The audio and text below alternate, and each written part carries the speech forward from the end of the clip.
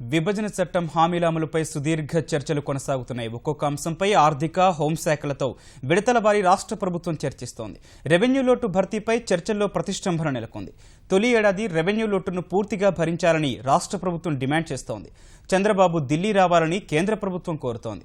చర్చల్లో స్పష్టత లేకుండా ఢిల్లీ వెళ్లేందుకు చంద్రబాబు విముఖత వ్యక్తం చేశారు. కేంద్రం నిర్ణయాలను ఎప్పటికప్పుడు సుజనా చౌదరి, సీఎం రమేష్ చంద్రబాబుకు వివరిస్తున్నారు. రాష్ట్ర ప్రభుత్వం 9 అంశాలపై స్పష్టత కోరుతోంది. విశాఖకు రైల్వే జోన్ ఖచ్చితంగా ఇవ్వాలని పట్టుబడుతోంది. లేని పక్షంలో వేల కోట్లు నష్టపోతామని రాష్ట్ర ప్రభుత్వం స్పష్టం చేసింది.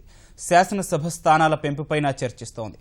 పారిశ్రామిక రాయితీలకు చట్టబద్ధత కావాలని డిమాండ్ చేస్తోంది.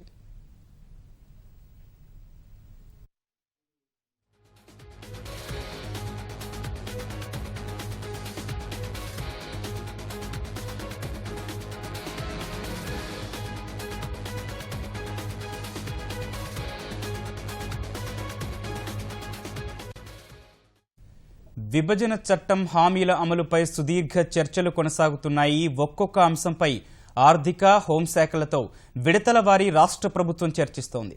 రెవెన్యూ లోటు భర్తీపై చర్చల్లో ప్రతిష్టంభన నెలకొంది. తొలి ఏడాది రెవెన్యూ లోటును పూర్తిగా భరించాలని రాష్ట్ర ప్రభుత్వం డిమాండ్ చేస్తోంది. చంద్రబాబు ఢిల్లీ రావాలని కేంద్ర ప్రభుత్వం కోరుతోంది. చర్చల్లో స్పష్టత లేకుండా ఢిల్లీ వెళ్లేందుకు చంద్రబాబు విముఖత వ్యక్తం చేశారు. కేంద్రం నిర్ణయాలను ఎప్పటికప్పుడు సుజనా చౌదరి, సీఎం రమేష్ చంద్రబాబుకు వివరిస్తున్నారు. రాష్ట్ర ప్రభుత్వం 9 అంశాలపై స్పష్టత కోరుతోంది. విశాఖకు రైల్వే జోన్ ఖచ్చితంగా ఇవ్వాలని పట్టుబడుతోంది. లేని పక్షంలో వేల కోట్లు నష్టపోతామని రాష్ట్ర ప్రభుత్వం స్పష్టం చేసింది. శాసనసభ స్థానాల పెంపుపైన చర్చిస్తోంది. పారిశ్రామిక రాయితీలకు చట్టబద్ధత కావాలని డిమాండ్ చేస్తోంది.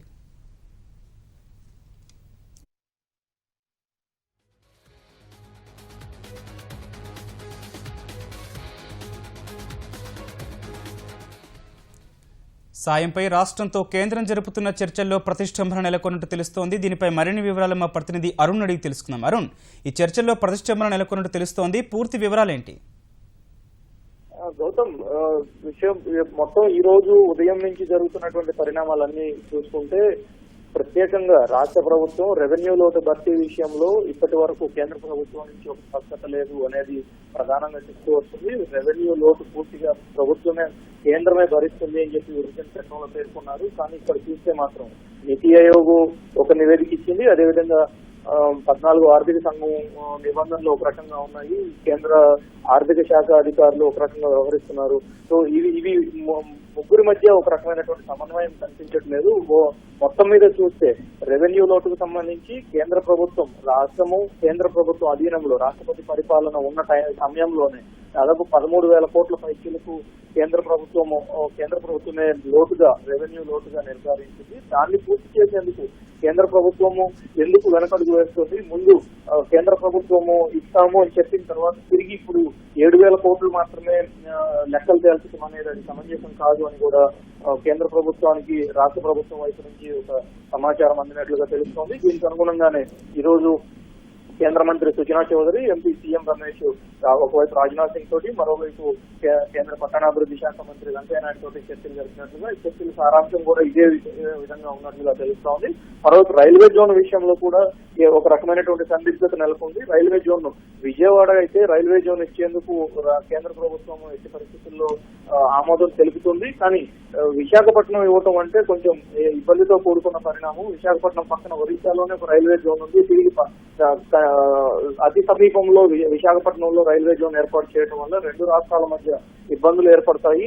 కానీ ఒక రకంగా టెక్నికల్ గా చూసుకుంటే, సాంకేతిక పరంగా చూసుకుంటే కూడా ఇది సాధ్యమయ్యే పని కాదు అని ఇప్పటికే సాంకేతిక కమిటీ నివేదిక అందించినట్లుగా తెలుస్తోంది. దానికి అనుగుణంగానే కొత్త రాజధానిలోనే విజయవాడలో, అంటే రాష్ట్రంలోనే అన్ని ప్రాంతాలకు మధ్యలో ఉన్నటువంటి విజయవాడలో ఏర్పాటు చేస్తే బాగుంటుందనేది కేంద్ర ప్రభుత్వం నుంచి ఒక సూచన వెళ్ళింది. దానికి విరుద్ధంగా రాష్ట్ర ప్రభుత్వం ఇప్పటికే చాలా స్పష్టం చేయడం జరిగింది. విశాఖలోనే రైల్వే జోన్ ఏర్పాటు చేయాలి. విశాఖ ప్రజలు చాలా కాలంగా కోరుతూ వస్తున్నారు. అది ఒక సెంటిమెంట్ గా మారిందనే విషయం కూడా.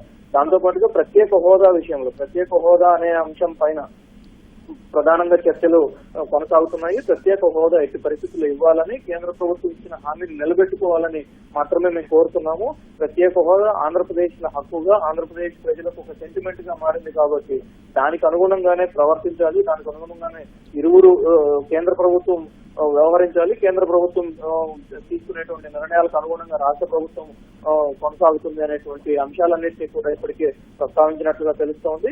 ఈ అంశాలన్నింటినీ కూడా ఎప్పటికప్పుడు కేంద్ర మంత్రి సుజనా చౌదరి, అదేవిధంగా తెలుగుదేశం నాయకులు, తెలుగుదేశం ఎంపీలు, ఢిల్లీలో ఉన్నటువంటి తెలుగుదేశం ఎంపీలు ఉన్నారు. తెలుగుదేశం ఎంపీలందరూ కూడా ఇదే విషయాన్ని తెలుగుదేశం అధిష్టానానికి, ముఖ్యమంత్రికి ఇద్దరికి చేరవేస్తూ ఉన్నారు.